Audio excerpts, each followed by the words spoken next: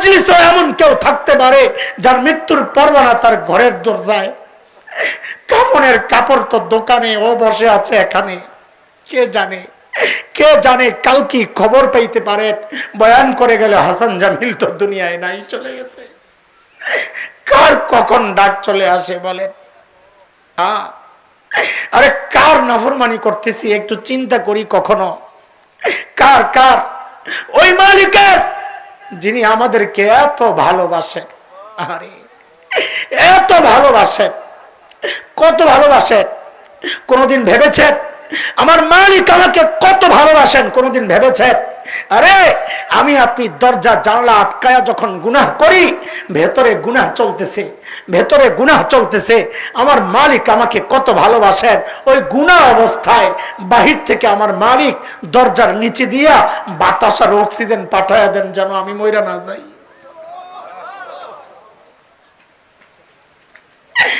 ওই মালিকের নাফরমানি আর কত কাল বলে? আরে এত ভালোবাসবেন না কেন? তিনি যে আমার মালিক। দুনিয়ায় আল্লাহ আল্লাহ রসুল ছাড়া সবচেয়ে বেশি মায়া আমাদের জন্য আমাদের মায়ের কার? মার কার? বলেন না। আল্লাহ আল্লাহ রসুল ছাড়া সবচেয়ে বেশি মায়া কার? মার। মার কলিজায় কত মায়া, এটা মা জানেন। মাকে যে আল্লাহ বানাইছেন আল্লাহ জানেন, আমি তো বলতে পারবো না। তবে কোরআন হাদিস পড়ে মাসআলা থেকে কিছুটা অনুমান করতে পারি। যেমন একটা মাসআলা তো এমন, কোন সন্তান যদি বাবা মার আগে ইন্তেকাল করে তো মাসআলা কি? বাবা তো সন্তানের লাশের পেছনে পেছনে যেতে পারে, বাবা তো সন্তানের কবরেও নামতে পারে। বলে কেন? বাবার কলিজায় কি মায়া নাই? বলে আছে। বাবাও চিৎকার করে করে কান্দে, কিন্তু বাবারকে আল্লাহ ওই শক্তি দিয়েছেন, বাবা সন্তানকে দাফন করে উপরে উঠতে পারবেন। কিন্তু কোন মায়ের জন্য সন্তানের লাশের পেছনে যাওয়া চলবে না, কোন মায়ের জন্য সন্তানের কবরে নামা চলবে না। কেন? কারণ দুনিয়ায় এমন কোন মা নাই সন্তানকে দাফন করার জন্যে কবরে নেমে সন্তানকে দাফন করে সুস্থ অবস্থায় উপরে উঠবেন, এমন কোন মা নাই। সন্তানকে শোয়া নিজেও লাশ হইয়া শুয়ে পড়বে। এরে দোস্ত, আমি জিজ্ঞেস করি, মার কলিজায় যে এত মায়া, এত মায়া কেন? মা আমার চোখ বানাইছিলেন? আরে কথা বলেন। মা আমার কান বানাইছিলেন? জিহ্বা বানাইছেন? তো হাত পাও বানাইছেন? তো কি বানাইছেন? মা আমার কি বানাইছেন বলেন না, কথা তো বলেন। মা আমার কি বানাইছেন? আমার অঙ্গ প্রত্যঙ্গ কি বানাইছেন? কিচ্ছু বানান নাই। অল্প কয়েকদিন ভাড়াটিয়ার মতো পেটে ধারণ করেছেন, হওয়ার পরে লালন পালন করেছেন। তাতি মার কলিজায় এত মায়া, এত মায়া। তাইলে যে মালিক আমার চোখ বানাইছেন ওই মালিকের কত মায়া। যে মালিক আমার কান বানাইছেন ওই মালিকের কত মায়া। যে মালিক আমার হাত পাও বানাইছেন ওই মালিকের কত মায়া। যে মালিক আমাকে এত এত নিয়ামত দিয়া বাঁচায় রাখছেন ওই মালিকের কত মায়া। ওই মালিকের নাফরমানি আর কত কাল চলবে বলেন? এর যুবক, আমাদের কথাগুলো যদি তোদের হৃদয়ে টাচ না করে, নাও করতে পারে, তো আমাদের কাছে আর কোনো বলার ভঙ্গি নাই। শেষ অস্ত্র তোকে বলি, তুই আমার সামনে আয় যুবক, আমার সামনে আয়, তোদের পাওগুলো আমার সামনে মেলে দে। আমি ওই পাওগুলা জড়াইয়া ধইরা সারা রাত বসে থাকি, তাও তুই গুনাহ ছেড়ে দে। বাবা গুনাহ ছেড়ে দেন, গুনাহ ছেড়ে দেন। মা গুনাহ ছেড়ে দেন। আরে গুনাহওয়ালা চোখ গুলা নিয়ে মালিকের সামনে কেমনে দাঁড়াবেন বলেন? এই গুনাহওয়ালা হাত পাও নিয়ে মালিকের সামনে কেমনে দাঁড়াবেন? এই গুনাহওয়ালা কান নিয়ে মালিকের সামনে কেমনে দাঁড়াবো? যখন আমারই চোখ, আমারই কান, আমারই হাত পা আমার বিরুদ্ধে আমার মালিকের কাছে সাক্ষী দিবে, আল্লাহ আমরা সাক্ষী আপনার বান্দা গুনাহ করছে।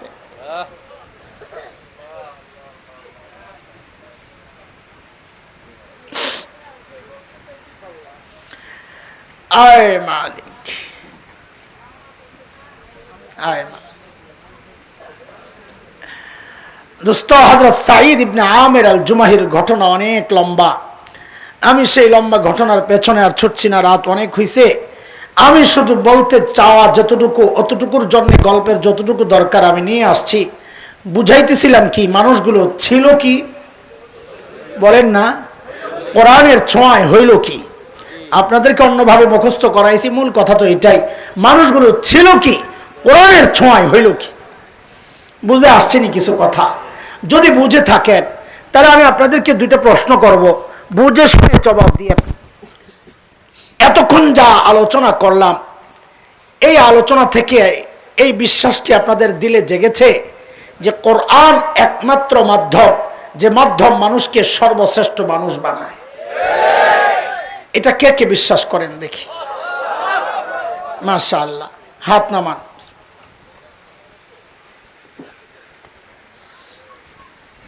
আমি আরেকটা প্রশ্ন করছি, বুঝে শুনে জবাব দিয়ে। আমরা কি আমাদের সন্তানকে সর্বশ্রেষ্ঠ মানুষ বানাতে চাই? কে কে চাই? হাত নামান। এই যে দুই জায়গায় হাত তুলেছেন, খুব খেয়াল করে শুনেন, আমি শেষ করছি খুব তাড়াতাড়ি, আমারও তো খুব কষ্ট লাগছে। এই যে দুই জায়গায় হাত আপনারা তুলেছেন, আমি নিশ্চিত করে বলতে পারি এই দুই কথার যে কোনো এক কথা, এখানে অনেক আছেন যারা মিথ্যা কথা বলেছেন, সত্য বলেন নাই। বলে হুজুর আপনি কি গায়েব জানেন? আমি সত্য বললাম না মিথ্যা বললাম আপনি কেমনে জানেন? হ্যাঁ দোস্ত, গায়েব আমি কোত্থেকে জানবো? গায়েব তো কেবল আল্লাহই জানেন। আমি গায়েব তো জানি না দোস্ত, কিন্তু আমি এই সমাজ তো জানি। আমি গায়েব তো জানি না, কিন্তু আমি এই সমাজ তো চিনি। যে সমাজে আপনার বসবাস, সেই সমাজের আলো বাতাসেই তো আমার বেড়ে ওঠা। আমি এই সমাজ চিনি বলেই বলছি, এখানে অনেক আছেন, আমি চেহারা দেখে বলছি, যারা এই দুই কথার যে কোনো একটাই মিথ্যা কথা বলেছেন। বলে কেমনে বললাম? তো একটু দেখেন। আপনারা এই কথা কি আমাকে বলেন নাই যে আপনারা সবাই আপনাদের সন্তানকে শ্রেষ্ঠ মানুষ বানাতে চান? বলেছিলেন? কথা বলেন। সর্বশ্রেষ্ঠ মানুষ বানাতে চান বলেছিলেন। এটাও কি বলেন নাই কোরআন একমাত্র মাধ্যম, যে মাধ্যম সর্বশ্রেষ্ঠ বানায়? বলেছিলেন।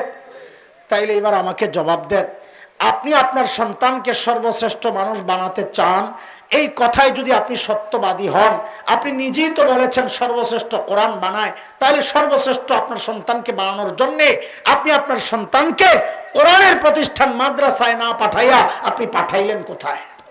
জবাব দেন, বলেন। তার মানে কি মিথ্যা বলেছে? কথা বলেন, চুপ থাকেন না, কথা বলেন। মিথ্যা বলেছে? এবার বলেন, এই যে কাজ যেটা করছেন, এই কাজ যেটা করছেন, এটা কি আফসোসের কাজ করছেন না গর্বের কাজ করছেন? দিল থেকে বললেন, আমাদেরকে খুশি করার জন্য বলার দরকার নাই। আপনার যদি বুঝে আসে তাইলে বললেন, এই কাজ যা করছেন সন্তান কেন্দ্রিক, এটা আফসোসের কাজ করছেন না গর্বের কাজ করছেন? কেন আফসোস আমি বুঝাইয়া দিই আপনাকে, অল্প সময় নিব। ওই যে বলেছি, ধরলাম কি ছাড়লাম কি আহারে করলাম কি, এর উদাহরণটা রয়ে গেছে।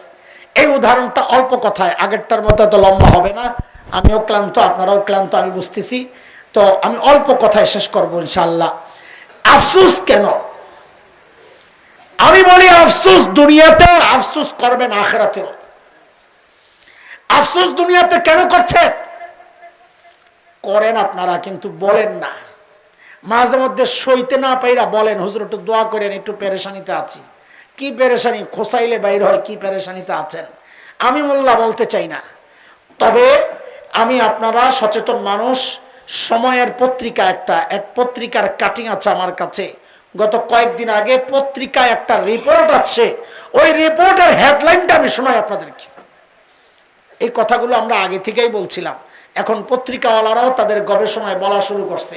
কি কি সেই কথা? উচ্চ শিক্ষার হার যত বাড়ছে, সন্তানের সাথে বাবা মায়ের দূরত্ব তত বাড়ছে। কথাটা কি মিথ্যা? কথাটা কি মিথ্যা? গ্রামের ছেলে লেখাপড়া একটু ভালো বউ নিয়ে শহরে, আর একটু ভালো বউ নিয়ে বিদেশে, মা বাবার খবর নাই। দেখেন না আপনারা, এই কথা কি মিথ্যা? আফসোস আপনি দুনিয়াতেও করছেন, আখেরাতে বলে আখেরাতের আফসোস তো রয়েই গেছে। কেন? একটু শোনেন, একটা উদাহরণ দেই। আমি যেই মসজিদে নামাজ পড়াই জুমা, সায়েন্স ল্যাবরেটরি, ধানমন্ডি, নিউ মার্কেটে, একসময় তো একই ছিল, নিউ মার্কেটে আলাদা কোনো থানা ছিল না। তো ঢাকার সব বড় লোকরা তো একসময় ওখানেই থাকতো, এখন না ছড়াইয়া ছিটাইয়া গেছে। ওই রকম পুরান এক মানুষ, তিনি ইন্তেকাল করেছেন। তার সন্তান পিএইচডি করা ডক্টর, আমেরিকার কোনো এক ইউনিভার্সিটির প্রফেসর। খুব ভালো করে শুনেন, বাবার ইন্তেকালের পর সন্তান আসবে দেশে, সেই জন্যে বাবাকে হসপিটাল থেকে আনা হচ্ছে না, সন্তান আসার পর বের করবে। তো সন্তান আসার পর আনুষ্ঠানিকতা শেষ করে জানাজার জন্য লাশ আমার মসজিদে। এলাকার প্রভাবশালী হওয়ায় আমাকে অনুরোধ করা হয়েছে জানাজাটা যেন আমি পড়াই। আমি তো আর ওয়াক্তিয়া নামাজ পড়াই না, এই জন্য জুমা ছাড়া যাওয়া হয় না। তো অনুরোধ করা হয়েছে যেন আমি এই জানাজাটা পড়াই। ঠিক আছে, দুপুরে জানাজা, মসজিদে আসছি। খুব ভালো করে শুনেন কথাটা, যদি আপনাদের হৃদয়ে একটু লাগে। আমি তো আগেই বলেছি, আপনাদেরকে খোঁচানোর জন্য, কষ্ট দেওয়ার জন্য কথাগুলো বলছি না। কথা বলছি হলো আপনাদের হৃদয়ে আফসোসের আগুন লাগাইতে। শুরুতে কথাটা বলেছিলাম, মনে আছে? আফসোসের আগুন লাগাইতে কথাগুলো বলছি। জানাজায় দাঁড়াবো, এর মধ্যে দেখি ওই পিএইচডি করা ডক্টর পাশের থেকে হাউমাউ করে কান্না শুরু করছে। আমি তো অবাক হয়ে তাকায় আছি, কিরে মানুষটা এইভাবে কাঁদছে কেন? অবাক হওয়ার কারণ হচ্ছে, আমি ছোট্ট মানুষ, অল্প বয়সের, আমার অভিজ্ঞতাও ছোট্ট, আমি ভুলও হইতে পারি, কিন্তু আমার মনে হয় আমি ভুল না এই বিষয়ে। এই টাইপের মানুষ যারা, তাদের চোখে পানি কমে যায়, এটা হচ্ছে আমার ছোট্ট অভিজ্ঞতা। এই টাইপের বলতে অনেক লেখাপড়া করেছে, বিদেশে ছিল, বাবা মার সাথে দূরত্ব তৈরি হয়েছে, ওদের কেন যেন চোখের পানি একটু শুকায়া যায়। আর এটা তো বড়দের কথা, যে বান্দার সম্পর্ক আল্লাহ থেকে যত দূরে যেতে থাকবে, তার চোখের পানি তত শুকাতে থাকবে। যার সম্পর্ক আল্লাহর সাথে যত নিবিড় হতে থাকবে, তার চোখের পানিও তত বাড়তে থাকবে। তো ওই মানুষটাকে দেখে আমি অবাক হয়ে তাকায় আছে, কিরে এমনি কান্না করতেছে কেন? কান্নাও তো একটা জাত আছে কান্নার, একটু চোখের পানি পড়তেছে, মসতেছে, এটাও এক কান্না। হাউমাউ করে কান্না, হেসকি দিয়ে দিয়ে কান্না, এটা তো বাচ্চাদের মতো কান্না। তো পাশ থেকে তার এক আত্মীয় আমাকে বলছে, হুজুর, ওর কান্না দেখে আমার খুব আশ্চর্য লাগতেছে, ও আমার সাথে খুব ভালো সম্পর্ক। কেন ভাই? বলে, ও যখন বাসায় ঢুকছে তখন কান্না করে নাই। বুঝাতে চাচ্ছে যে কান্নার মুখ্যম সময় ছিল ওইটা। বিদেশ থেকে ঘরে ঢুইকাই আপনজনকে ধৈর্যই চিৎকার দেওয়ার কথা, হারে বাবা নাই, তখন কান্না করে নাই। আরেকটা মুখ্যম সময় হচ্ছে ঘর থেকে লাশটা যখন বের করা হয়, তখনও মানুষ খুব কান্নাকাটি করে, হারে জীবনের শেষবারের মতো বের হয়ে যাচ্ছে। বলে, হুজুর, তখনও কান্না করে নাই, এখন কেন এইভাবে কান্না করতেছে? তো আমারও তো অবাক লাগতেছে। তো আমি ডাক দিয়ে কাছে আইনা সান্ত্বনা দেওয়ার জন্য বলছি, ভাই, আপনার বাবা চলে গেছেন, আমারও বাবা নাই, একদিন আপনিও যাবেন, আমিও থাকবো না, সবর করেন, ধৈর্য ধরেন। উনি আমাকে বলেন কি জানেন, হুজুর, বাবার মৃত্যুর কারণে আমি কান্না করছি না। আমি তো আরো অবাক হয়ে গেছি, কান্না দেখে একবার অবাক হয়েছি। এখন যখন বলেছে বাবার মৃত্যুর কারণে কাঁদছি না, এখন তো আমি আরো বেশি অবাক হয়ে গেছি। তো আমি অবাক হয়ে জিজ্ঞেস করছি, তা আপনি কেন কান্না করতেছেন? তো বলে, হুজুর, আমি আমার বাবার লাশের সাথে একটু কথা বলতেছি, আমার বাবা তো কোনো জবাব দিচ্ছেন না। তা আমি বলি, কি কথা বলতেছেন? তো বলি, আমি বাবাকে বলছি, বাবা, ও আমার বাপ, আমাকে সর্বোচ্চ শিক্ষায় শিক্ষিত করার জন্য তুমি তোমার জীবন যৌবন শেষ করেছ, তুমি তোমার সুখ আনন্দ কোরবানি করেছ, তুমি তোমার কামাই রোজগার আমার পেছনে ব্যয় করেছ, হয়তো তুমি সফল হয়েছ, আমাকে সর্বোচ্চ শিক্ষায় তুমি শিক্ষিত করেছ, কিন্তু বাবা, আমাকে একটু জবাব দাও, এখন তোমার জানাজা পড়ব, লাশ সামনে, বাবা কথা বলো, আমাকে তুমি এখন কি পড়বো বাবা, এটা কেন শিখাইলা না? এটা কেন শিখাইলা না? তোমার জানাজায় কি পড়বো বাবা? কিসের গর্ব করেন আপনারা? কিসের গর্ব করে? ছেলে ডাক্তার, অনেক গর্ব। ছেলে ইঞ্জিনিয়ার, অনেক গর্ব আপনার। ছেলে ডক্টর, অনেক গর্ব আপনার। আরে গর্ব তো করবে হাফেজের বাবা, গর্ব তো করবে আলেমের বাবা। যে বাবার সন্তান তার জানাজা পড়ানোর যোগ্যতা রাখে না, ওই বাবা গর্ব করা মানায় না, তার তো কপাল চাপড়ানোর কথা। আহারে করলাম কি? আফসোস, আসলটা তো রয়ে গেছে। আমি শেষ করছি। আফসোস, আসলটা তো রয়ে গেছে। হাসরের মাঠে যেই সন্তান করে নিজের ক্যারিয়ার শেষ করেছেন, ওই সন্তান আল্লাহর আদালতে আপনার আখিরাতের ক্যারিয়ার বরবাদ করে দিবে। আল্লাহর আদালতে দাঁড়াইয়া বিচার দিবে। সূরা আহজাব 66-67 নম্বর আয়াত। কি বিচার দিবে? রব্বানা ইন্না আতানা সাদাতানা ওয়া কুবারানা ফাআদাল্লুনা আস-সাবিলা রব্বানা আতিহিম দি'ফাইনি মিনাল আযাব ওয়ালআনহুম লা'নান কাবীরা।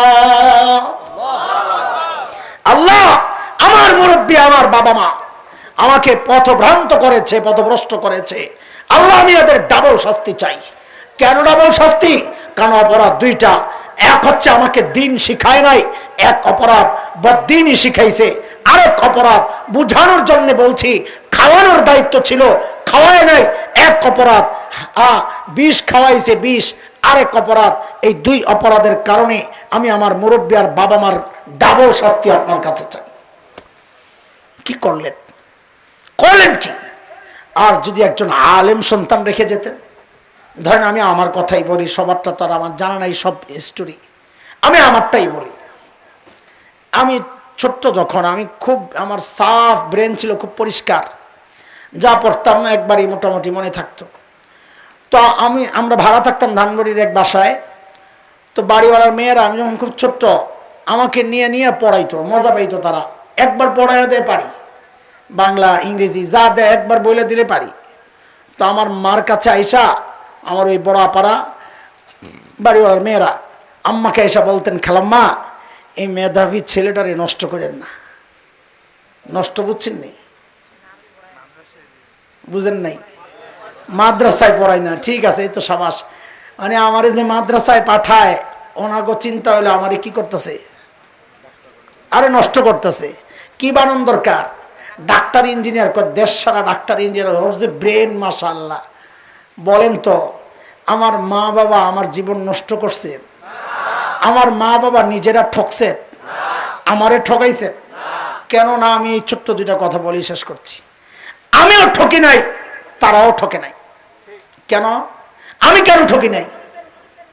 হায়, কিভাবে বুঝাবো আপনাদেরকে? আল্লাহ আমারে যে দুনিয়া দেখাইছে আপনারা দেখেন নাই, এটা হলো সহজ কথা। আমাকে আল্লাহ যেই মর্যাদায় নিয়েছেন আপনারা পান নাই, সহজ কথা। দেখেন বাংলাদেশের কয়জন মন্ত্রী, কয়জন এমপি, কয়জন সচিব, কয়জন ডাক্তার, কয়জন ইঞ্জিনিয়ার আরব আমিরাতের প্রেসিডেন্টের স্পেশাল মেহমান হয়ে গেছে। প্রধানমন্ত্রী যাইতে পারে, আমি জানি না, কিন্তু অন্যরা প্রেসিডেন্টের স্পেশাল মেহমান হয়ে গেছে। এমন কয়জন বাংলাদেশে আছে বলে? কয়জন আছে? কেউ না কেউ তো আছে। কয়জন আছে? হাতে গোনা। আমারে তো গত বছর ওরা দাওয়াত দিয়ে নিছে। কিসের কারণে? আমার দাড়িটি সুন্দর, নাকটা চোখটা, চোখটি সুন্দর, এই জন্যে খাটো খাটো দেখতে মায়া লাগে। হ্যাঁ, কিসের কারণে? কোরআনের বরকতে। কিসের কারণে বলেন না? এটাও আমি মনে করি না যে এটা আমার জিতের একটা পয়েন্ট, আমি এটাকে মনে না। এটা আপনারা যেটা মনে করেন ওইটা বলছি। আমার জিতটা কোন জায়গায় জানেন? আমি কোন দিক থেকে জিতেছি জানেন? কোন দিক থেকে ঠকি নাই জানেন? ওই দুনিয়ার অন্য আরেক প্রান্তে গেছি, হঠাৎ এক যুবক বাংলাদেশি প্রবাসী বিদেশে কাজ করে দৌড়ে আসতেছে, হুজুর হুজুর চিৎকার করতে করতে, কাছে আইসাই হাউমাউ করে জড়াইয়া ধরে কাঁদতেছে। আমি আমার সফলতার যেটা উপলব্ধি সেটা বলছি। হাউমাউ করে ধৈর্য চিৎকার করে কাঁদতেছে। কিরে ভাই, কে তুই? কেন কান্তা করতেছস? তো কান্নার করে আর বলে, হুজুর এই যে দেখেন না এগুলা এগুলা এগুলা এগুলা আপনি আপনার কারণে আল্লাহ এগুলা রাখাইছে। এই আপনার কারণে গান ছাড়ছি, এই আপনার কারণে গুনাহ ছাড়ছি। এগুলো হচ্ছে আমাদের সফলতা, আমাদের সফলতা। এই যে গত শবে দেখেন অনেক মানুষ এসে মুসাফা করে, তো একটা যুবক ছেলে আইসা মুসাফা করছে, হুজুর একটু মাথাটা হাতাইয়া দেন। তো হাতাইয়া দিছি, ও হাতানোর সময় খেয়াল করছে চুলটা এখানে একটু বাঁকা, আমার নজরে পড়ছে। আমি চিন্তা করছি কি এটা কাটিং করছে না এমনি অটোমেটিক। আমিও চিন্তা করতে করতে কিছুক্ষণ পর 5-7 মিনিট পর আবার আসছে, আইসা মুসাফা করে মাথাটা হাতাইয়া দেন, ওই আবার নজরে পড়ছে ওই চুল। আমি কিরকম একবার আসছে, মাথা উঠে যায়, তুই আরেকবার আসছস, তা হাইসা দিছে, চলে গেছে। কিছুক্ষণ পর দেখি আবার ওই বাঁকা চুল। এবার তো ভিড়ের মধ্যে বারবার আসে, ধরেই লাগাইছি চটকানা, মায়ার চটকানাটা, আবার মনে করেন না শাস্তি। তুই কি করতেছিস, বারবার কেন আসস, আরেকজনের সুযোগ দে। তো কান্না করে দিছে, হুজুর যাইতে মন চায় না, যাইতে মন চায় না। এগুলো আমাদের পাওনা। রাজশাহী ইউনিভার্সিটিতে ভর্তি হয়েছে আমার মহল্লার এক ছেলে, যাওয়ার সময় কাঁদতেছে, হুজুর চলে যাবো, আপনারা দেখবো না, ভালো লাগে না। 2 সপ্তাহ পর দেখি আসছে মসজিদে, কিরে তুমি যাও নাই? তো কান্না করে দিছে, গেছিলাম, মনটা টিকে না, না দেখলে ভাল লাগে না, তো আইসা পড়ছি, এখন একটু ভালো লাগতেছে, আবার রাত্রে যাবো। এগুলো আমাদের পাওনা, আপনাদেরকে বুঝাইতে পারবো না। এই শান্তি যে কি শান্তি, এটা আপনাদেরকে বুঝাইতে পারবো না। ওই বড় অট্টালিকায় আমাদের শান্তি নাই, আমাদের শান্তি এটাই যখন কেউ চোখের পানিগুলো ছেড়ে দিয়া বলে যে হুজুর এই দেখেন, আমার তো সারা বছরই মাহফিল থাকে, কিন্তু কন্টিনিউ মাহফিল করছি। গত সেপ্টেম্বরের শেষ বৃহস্পতিবার উমরায় গেছিলাম, হজের পরে কিছুদিন পর আবার উমরায় গেছিলাম, আসছি সেপ্টেম্বরের শেষ বৃহস্পতিবার। প্রচণ্ড জ্বর ছিল, সেই দিনও মাহফিল ছিল, আগের ওয়াদা থাকায় গেছি মাহফিলে, জ্বর নিয়েই গেছি।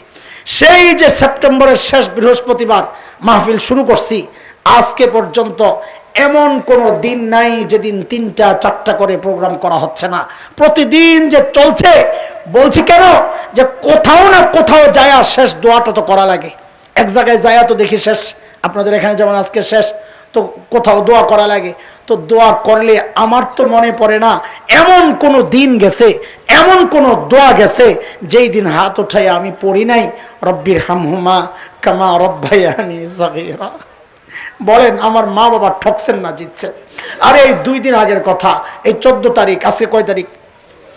16 তারিখ, তো পরশু দিনের কথা। চাঁদপুরে মাহফিলে যাব, তো চিন্তা করছি আরে বাড়িটা হয়ে যায়, বাবার জন্যে মায়ের জন্যে খুব কষ্ট লাগতেছে। তো গেছি, যাইয়া কি করছি, কবরের মা বাবা একসাথেই শোয়া, কবরের চারপাশে ঘুরছি। এমনি এটা কোনো শরীয়ত না, আবার কেউ শরীয়ত বানায়ও না। চারপাশে ঘুরছি, সূরা ইয়াসিন তিলাওয়াত করছি, পায়ের কাছে বৈশা বৈশা কতক্ষণ কোরআন শরীফ পড়ছি, মাথার কাছে দাঁড়ায় দাঁড়ায় কতক্ষণ কোরআন শরীফ পড়ছি। আমি আপনাদেরকে জিজ্ঞেস করতে চাই, আমার বাবা মা আমার দুনিয়ায় রেখে, এই অবস্থায় রেখে গিয়ে তারা ঠকছেন না জিতছেন? বলেন বলেন, আমারে ঠকাইছেন না জিতেছেন? তা আপনাদেরকে কে বুঝায় এগুলা যে আপনারা জিততেছেন, আপনার সন্তানও জিততেছে? আমি বলি আপনার ওই গর্বের সময় নাই, আপনার আফসুস করার সময় আসছে। ধরলাম কি, ছাড়লাম কি? আহারে, মনে আছে তো পড়াটা? হ্যাঁ হ্যাঁ, মনে থাকবে ইনশাল্লাহ। যদি থাকে তাইলে 5টা অঙ্গীকার দিয়া এখান থেকে বিদায় নেন। আজকের এই পুরো আলোচনার নির্যাস ওই 6 কথার সবক। এটি সবকটা আবার শোনায় দেন। বলেন কয় কথার পড়া আজকে? সাহাবীদেরকে নিয়ে কয় কথা বলেন তো? ওরা ছিল কি, হইল কি, মাঝখানে আমরা ধরলাম কি, ছাড়লাম কি? আহারে, মনে আছে দেখা যায়? মাশাআল্লাহ। এবার আমাকে 5টা অঙ্গীকার করেন আমার সাথে। 1 নাম্বার বলেন, শুদ্ধ কোরআন শিখব। মুরব্বীরা আপনারা অনেকে মনে মনে চিন্তা করতেছেন এটা আমারে কয় নাই, আমি তো কোরআন শরীফ পারি। বাজান আগে পড়ছেন তো, এখন আপনার ওই পারা শুই না আমাদের মক্তবের পিচ্চিরা হাসে। কারণ আপনি সূরা কুরাইশ যখন পড়েন, পিচ্চিরা লুটুপুটি খায় যে কি পড়তেছে না, আপনি তো কোরআন শরীফ পড়েন না, এই জন্য ওরা হাসে। আপনি কি পড়েন? লাইলাফি কুরাইশিন এইলাফিহিম। অনেকে চিন্তা করবে হুজুর কোরআন শরীফ নিয়ে পড়তেছে। এই লাইলাফি কোরআন শরীফে আছে? হ্যাঁ, এইলাফিহিম আছে, তা আমি কোরআন পড়ছি? আমি তো কোরআন পড়ি নাই। হুজুররা কইতেছে আপনি ওই পড়া পারেন, দয়া করে আলেমের কাছে আসেন, হাফেজের কাছে আসেন, আইসা বলেন বাজার হুজুর যে কথা কয়া গেল, দেখো তো আমার সূরাটি হয়নি, অন্তত নামাজের সূরা, সামনে কোরআন নাজিলের মাস, ওই রমাজান মাস, রমাজানকে টার্গেট করেন। দেখেন বাংলাদেশের মানুষের আল্লাহর কাছে অজুহাত দেওয়ার কোনো সুযোগ নাই যে আল্লাহ হুজুর পাই নাই পড়ার জন্যে, এই কথা বলার কোনো সুযোগ নাই। বাংলাদেশ এমন একটা দেশ, আপনি যদি বলেন আমার পড়ার খরচ নাই, হুজুর দাঁড়ায় যাবে ভাই তোরে বিনা পয়সায় পড়াবো। আপনি যদি বলেন দিনের বেলা পড়ার সুযোগ নাই, হুজুর দাঁড়ায় যাবে ভাই তুই আয় আমি তোরে রাত্রে পড়াবো। ওলামায়ে কেরাম কথা বলেন না, আছেন না, প্রস্তুত আছেন না? কাজে বাংলাদেশে এই কথা বলার সুযোগ নাই যে আমরা পড়ার সুযোগ পাই নাই।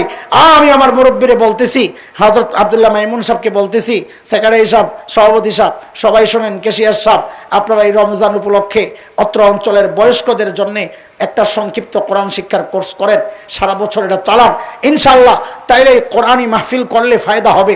বলেন আমাদের সার্বক্ষণিক খোলা আছে, সার্বক্ষণিক খোলা আছে, রমজানি স্পেশাল একটা করেন। তাহলে মানুষের আগ্রহ জাগবে।